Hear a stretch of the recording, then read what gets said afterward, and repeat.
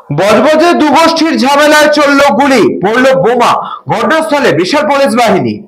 বজবজে দুই গোষ্ঠীর ঝামেলায় চলল গুলি, পড়ল বোমা, ঘটনাস্থলে বিশাল পুলিশ বাহিনী।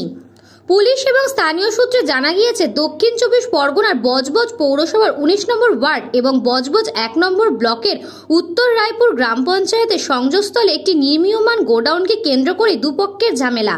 সূত্র মারফত জানা গিয়েছে, এই গোডাউনের ইমারতি দ্রব্য কে সাপ্লাই দেবে তা নিয়ে দুই পক্ষের মূলত ঝামেলা। এই নিয়ে আজ একটি মিটিং হওয়ার কথা ছিল।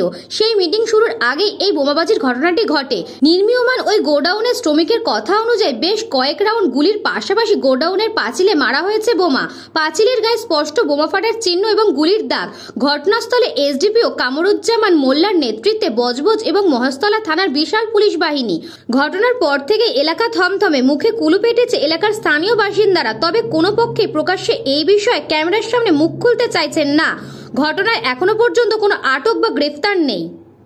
एक दो गोली चला, फिर हम लोग निकल गए यहाँ से। बम का कोई आवाज़ साउंड सुनाई दिया? हाँ, सुनाई दिया था।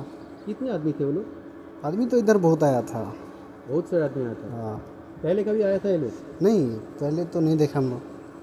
आज ही आया? नहीं, आज नहीं आया, पहले आया था, लेकिन नहीं आया था पहले। पहले नहीं आया था पहले।